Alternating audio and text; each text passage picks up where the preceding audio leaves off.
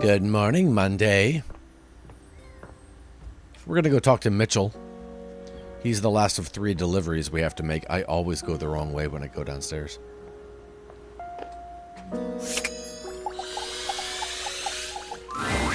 Oh, pitiful. Utterly mismatched flavor profiles. Texture's a mess. I got a delivery from Daisuke. Mitchell waves a hand at you. Ah, yes. Unpack them for me, won't you? Sure. Mitchell looks over your deliveries, nodding his approval. Brilliant. These are perfect for what I need. They should look spectacular in the dining room. So, when those pop up, that's a collectible. I don't think I realized that until that trophy popped. Does it really matter that much? These are just plates. Just plates? Just plates? Uh-oh. Food is an art form, and the plate is the canvas. The presentation is a non-negotiable part of the deal. Plating is as vital to a dish as the seasoning. It elevates the entire experience. Without Daisuke's hard work keeping me supplied, my dishes would be nowhere near Michelin level. I guess I should be more appreciative of my dishware. Damn right you should. Daisuke spent years refining his craft, creating his own ceramics. He has a respect for the work you simply can't be taught otherwise. You do well to model yourself after him. Now, if you'll excuse me, I have reviews to complete. You delivered to me last? Yeah, is that an issue? Well, carry on then. Save the best for last? Alright. Let's talk to, Daisuke. Wait. Washing dishes, right? You find Daisuke Oh. and a lacquered friend mid-discussion. This guy's new. Beautiful. Like a ceramic sunset over a shining sea of China. I told you I would help you organize. Just look at you now. Even an injury cannot slow you down. Your assistance has allowed me to catch up on the rest of my work. I'm truly grateful. It's no problem whatsoever, amico mio. Ah, speaking of friends, it seems as though you have a visitor. Ah. We will speak again, Fabrizio. Farewell. Ciao. You have the air about you of one who Fabrizio. has completed their mission. I hope I wasn't interrupting anything. No. Fabrizio was only helping me reorganize inventory. You finished your deliveries then? Yes. Very good. It is almost as if our near-tragic accident never happened. With your help and Fabrizio's, I suppose this means my work is finished now. Daisuke stares up at the dishes in the cabinet with an inscrutable expression. You wonder if now might be a good opportunity to bring out another side of Daisuke. There must be something else to be done. Poetry. Perhaps I can rearrange the dishes again. Seems like a good time to relax to me. Is it ever really a good time to relax? But you are not wrong. I suppose I could spare a moment to sit. Would you care to join me? I'd love to. Come, sit. As you sit with Daisuke, both of you gazing up at the majesty of the china cabinet, you turn over the advice you received in your mind. You could talk to him about coffee, poetry, ceramics. I heard you write poetry. Who told you that? Beverly. Beverly's job is to dispense beverages, not secrets. I have been betrayed. Oh, great.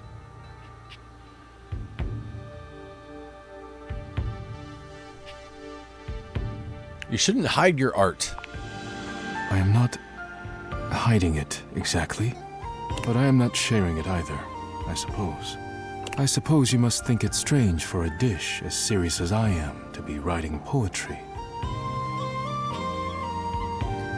I was actually wondering why you stopped. Ah, Why I stopped. It seems like such a simple question. Friends, lovers, hobbies. I dropped them all one by one. They were pleasant, to be sure, but a distraction. When a relationship ended poorly, I often thought of how much time I'd wasted trying to please others. When a hobby reached a plateau, I felt as though I let time slip through my fingers, time I could never get back. When I work too much, I do not have similar regrets. Or at least, I used to think so. Being forced to slow down has shown me perhaps my priorities have been incorrect for years. Now, faced with a quiet moment and friendly conversation, I find myself woefully inadequate, like a broken plate fused together with hot glue.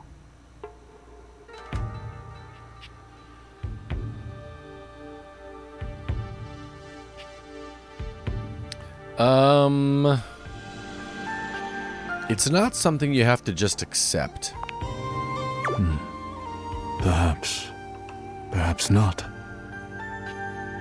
I often feel it is too late for me to be someone else. I have much on my mind. Forgive my rudeness, but I must bid you farewell. I am no longer in the mood to chat. See you later, Daisuke.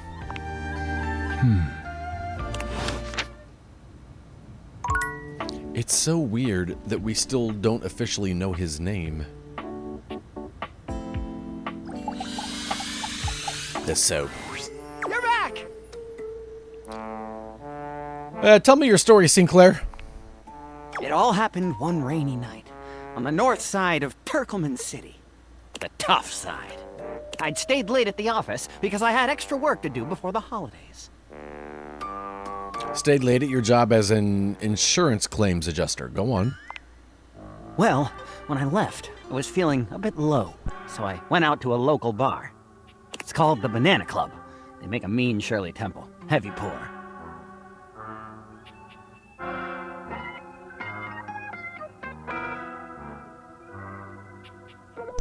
Yeah, I thought Shirley Temples were... Devastatingly potent? Yes. Actually, I was gonna say...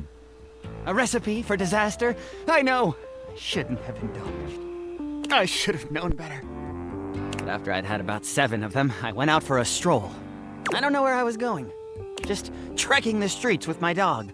Suddenly, I came upon a fine dining establishment called the Questionable Dandelion. Right. They've got an incredible buffet. Lots of strange ingredients from all around the world. They're always trying new things. Okay. Like Diplodocus berries.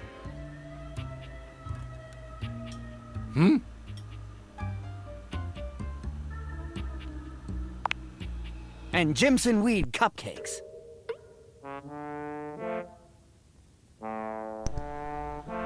Naturally, Sinclair.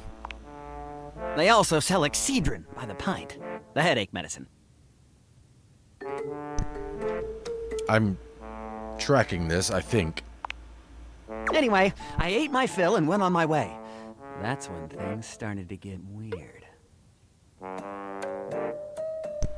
Oh, is that when it happened? That point? I was walking around, or sort of drifting, or rather, floating, or I guess you could say I was making my way about town. Aimlessly, you see? I'm getting that. And? And what? What do you mean, and what? You were just telling me your story. Ah, yes. So you want me to continue. This was your meaning. What on earth is the matter with you? Why, that's precisely what I'm telling you. I mean, I may just go insane here. Please don't. I can assure you, it isn't as much fun as it looks. And with 2 of us in the room, it might just start to get a little confusing. Oh, it might it? Please try to stay on track. Well, I came across an alley I had never noticed before. It was dark and had a rather threatening look about it. So naturally, I went down it. What anyone might do. I wandered down the alley and came to a door lit by a red light. I opened it and found a long hall, at the end of which was a sort of booth. And in this booth was a fortune teller. She was wearing a fantastic red shirt, not unlike the one you're sporting. Oh. Although it could have easily been more of a chartreuse. I can't tell, I'm tone deaf. A fortune teller. Yes, her name was Vagabonda the Sinclairius. She was wearing a fantastic red shirt, not unlike the one you're sporting. I'm sorry I keep harping on the shirt, but it was absolutely fantastic. She spread out a deck of strange cards and asked me to select one. Strange how? They were business cards. Oh. Which one did you pick? I chose at random, and the card I picked turned out to be the Ace of Spades. Wait, I thought you just said they were business cards? The Ace of Spades is a bespoke shovel manufacturer based in Crumple, Michigan. The owner's name is Ace. Yeah, I should have known. He does great work. Vagabonda snatched the card back from me and said, "Not that one!" Turns out she had her rewards program on the back. 12 stamps and you get a free spade. Probably shouldn't have had that one in there. We agree! Besides, she only had 2 stamps. So I snatched it back from her again and we had a bit of a row and I'm sorry. God damn, that is a nice shirt. Anyway, I guess that wasn't a very good start to our fortune-telling session. I think that's why she cursed me. How do you figure? Because right afterward, she said, "Martin, that wasn't a very good start to our fortune-telling session. I'm going to curse you because of it."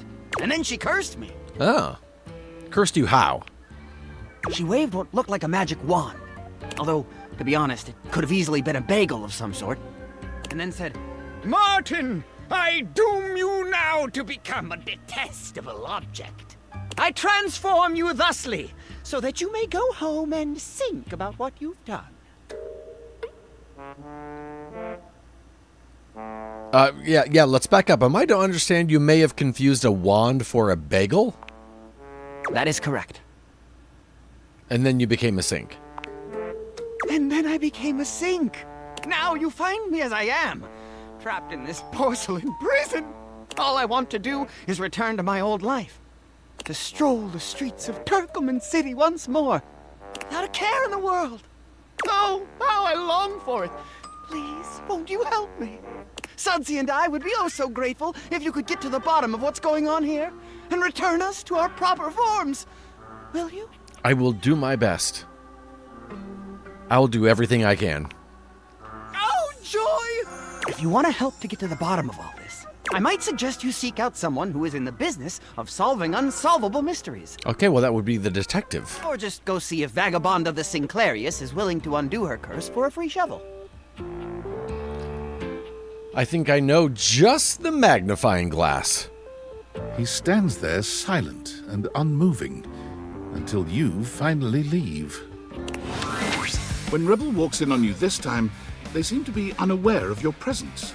Unlike your previous encounters, Rebel is gazing off into the distance with a strange look on their face, as if they could see through the walls and they're searching for something out there. Maybe even something they know they will never find. Hey, Duckstain. Oh, wait. Straight away, any hint of softness in Rebel's face dissolves. They turn on you. The mask already... I meant to say you okay. I didn't mean to say you okay. I pushed the wrong button. With a disdainful laugh, they raise an ironic eyebrow and put their hand between their legs in a gesture that can only mean one thing. Rebel! You caught me in a moment of post-com clarity. Oh, okay. Yeah, looks like you let your guard down. What card? Like I said, what you see is exactly what you get. So, what brings you to my domain on this fine, hormonally unstable day? I didn't come to you. You just came by. I'm always coming, baby. Anything else? I think we need to talk seriously. Seriously? I think you need to go away. We're not doing this again. What is going on with you? I'm living my best life. What's going on with you? You're miserable. Why, you gotta keep doing that. You don't know a ducking thing about misery. Aside from playing my therapist, what should we discuss?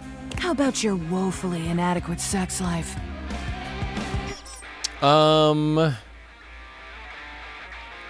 We can make it less inadequate. Can we talk about why you're acting like this? No one appreciates that kind of talk back, alright? Acting like what? Myself?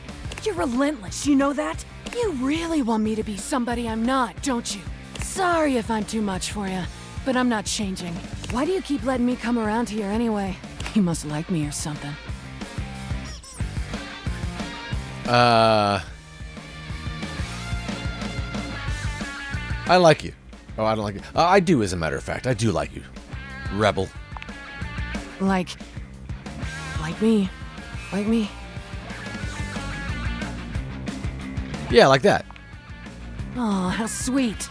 Well, if you play your cards right, maybe I'll take you for a spin around Pleasure Town. Let you taste the rainbow. See what happens. Let's give it a try, huh? Let's. Oh. Put this on. Your time with Rebel is, well, any description would probably leave out one of the many modalities of mattress mashing that you experimented with. We will say it was creative and exhaustive, and leave it at that. Oh. When it's all done, Rebel shows you the door with as little intimacy as an automated checkout machine spitting out a receipt. You wonder how long it'll be before you can walk normally again. All right. Let's go talk to the magnifying glass. I definitely know where that is.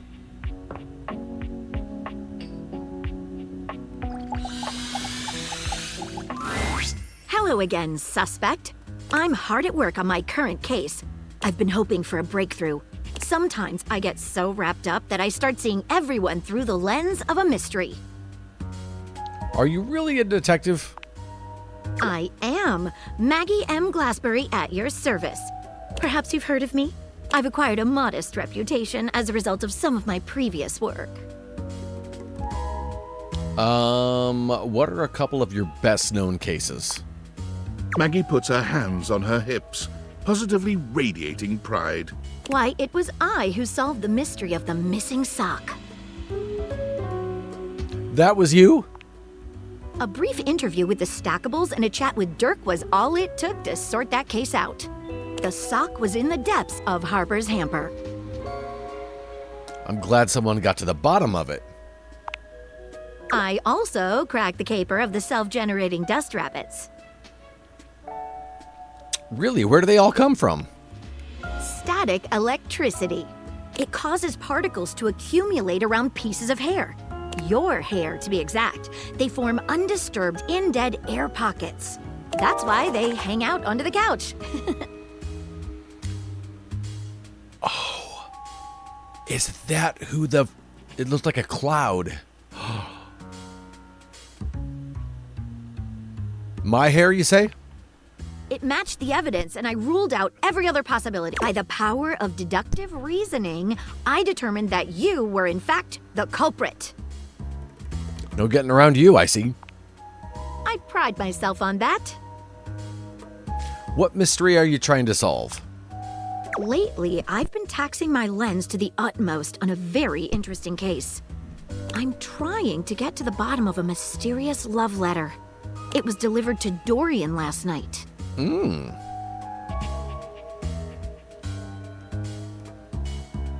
Tell me more. Oh wait, before that, does the name Martin Applegate mean anything to you? I don't know where you heard that, but I can't talk about it with you. At least, not yet. You're scratching the surface of something stranger than you can imagine. Maybe I'll feel differently later, after we've gotten to know one another a little better. Oh, sorry. Understood. Tell me about the Dorian letter. At approximately 2 a.m., an unknown suspect dropped off a letter for Dorian. Upon opening it, Dorian discovered that it carried clear romantic intent. That is to say, it was asking him out. It described how his protective yet gentle presence had won over the writer's heart. If interested, he was to write back as soon as possible. But Here's the catch. The letter wasn't signed with a name, just a monogram. Though he might be hesitant to admit it, Dorian was quite taken by the letter. He isn't certain whether he wants to write back until he knows more. if you'd be open to it, I'd love to help. You would? Yeah, let's get into it. I've never worked with anyone else before.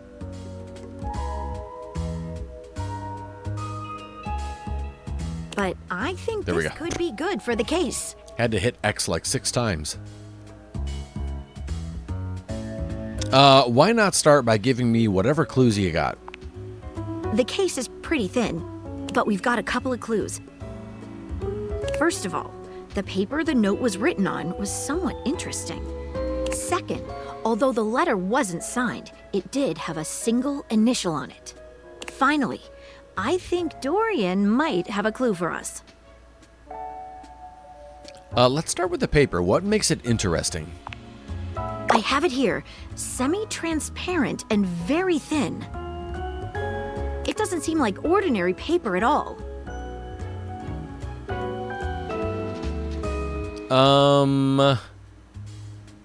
Let's try cutting it with scissors. She gives the paper a careful test snip. Cuts just like normal. What else should we try with the paper? Let's try burning a small piece. She focuses a magnifying glass on the paper for a few moments, stopping immediately when it begins to smoke and catch fire. Yikes! It's definitely flammable. Does seem to burn slightly slower than normal paper, though. Okay. What else should we try with the paper? Let's taste it. Taste it? If you say so. She carefully dabs a corner of the paper against her tongue. How interesting. It's edible and tastes slightly starchy. What else should we try with the paper? I wonder if it's rice paper. Let's dip a corner of it in water. She dips a corner of the paper into a small glass of water. Look at that. It dissolved. What else should we try with the paper? Let's see what other clues we have. What should we look at next? What initial was written on it? A stylized letter M. A first initial? Seems likely. What should we look at next? Let's have a chat with Dorian. Hello there, you two. Good to see you, Dorian. I've enlisted our friend here to help solve the case of the mystery letter. Okay. Love you so much. Splendid idea. Can you repeat what you said to me earlier? About the smell you noticed? Right. Well, when I first opened the letter, I caught the faintest whiff of what I think was truffle. Truffle? Strange, no? Could it have been something else? Truffle happens to be one of my favourite flavours. The association between the forest-dwelling fungi and my own wooden provenance bring back fond memories. Anyhow, good luck. Let me know if you happen to figure out who it was from. I'm not one for love, but I am one for truffles. M, a mushroom? What should we look at next? I think I know who sent the letter. I've narrowed it down to 4 suspects. Okay. Penelope, Mitchell Lynn, Matteo Monta, and Freddie Yeti. Okay, so Mitchell is food. Mateo is a mattress. Penelope, the secretary. Why would it smell like mushrooms? Who do you think it was?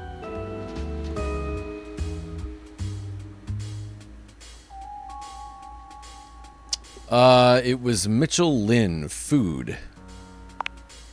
Wait a minute. I think you might just be right. The stylized letter M is his signature. The smell Dorian noticed makes sense now, and the paper. It's gotta be rice paper. Oh, snap, I nailed it! The smell of truffles came from the gourmand Mitchell Lynn. You did it. You helped me crack the case. The least I could do, Maggie. I'm impressed. Now I'm even more excited for the next time we meet. Let me just go and let Dorian know that his secret admirer has been discovered. Hey, before I go, I was wondering, would you like to have a cup of tea with me sometime? Yeah, As a date, I mean. of course. I'm dating everything. Maggie, I would love nothing more. Maggie lets out a girlish squeal. Amazing! Oh, yes. Calm down, Maggie. The human could still be a suspect of any sort. See you again soon. All right. Committing Crime.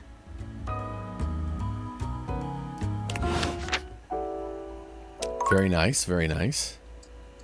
We have 1 star left, and there was someone...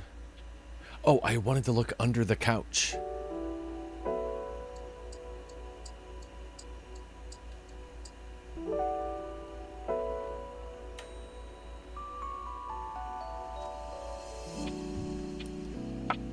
Yeah, I like that she looks like Carmen Sandiego as well. Can I see under the couch? There isn't a crouch button. Do I just have to talk to the couch, maybe? How do we get to the dust bunnies under the couch?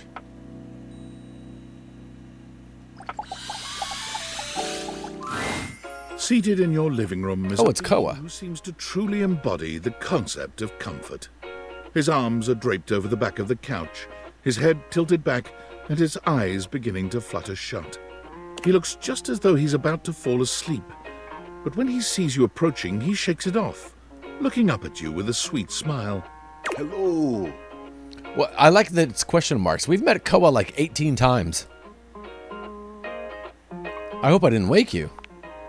Don't worry. I hadn't fallen asleep yet. You ought to come get in on this too. He pats the seat next to him. Come on and take a load off. I'm Koa, by the way. Da da da. Here, oi.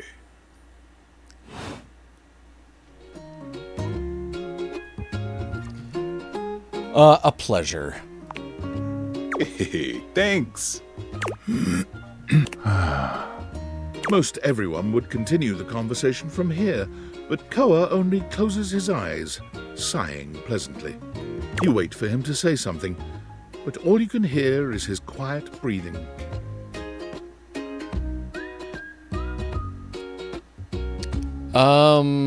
Did you want to be alone?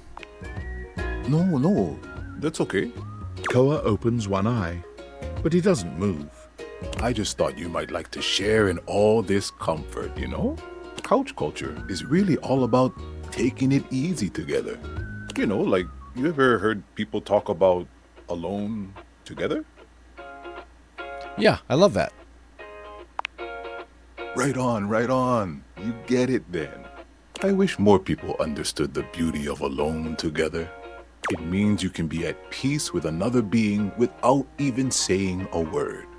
It means not forcing a conversation or an activity between the two of you. It means just enjoying the moment without any expectations. He sighs pleasantly, closing his eyes.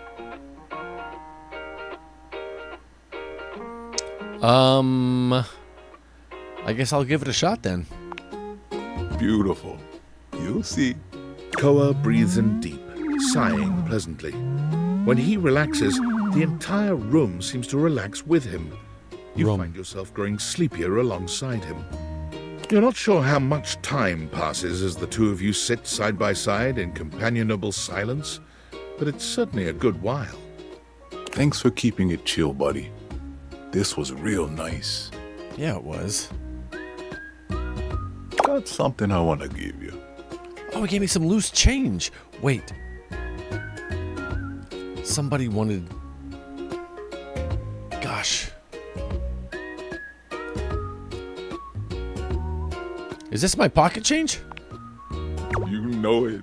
You know, in couch culture, we're not big on expressing ourselves verbally.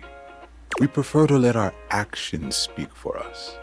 And a gift like this, it's just a way of honoring our friendship. You know what? I'm touched you'd share your culture with me. I'm just glad you appreciate it. Koa yawns. I'm gonna take a nap. Feel free to stick around as long as you want, alright? I'm just so comfy.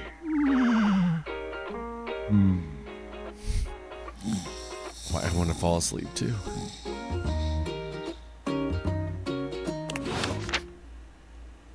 That was really nice. All right. That was really nice. I gotta tell you, man, it was really, really nice. Let's go to bed.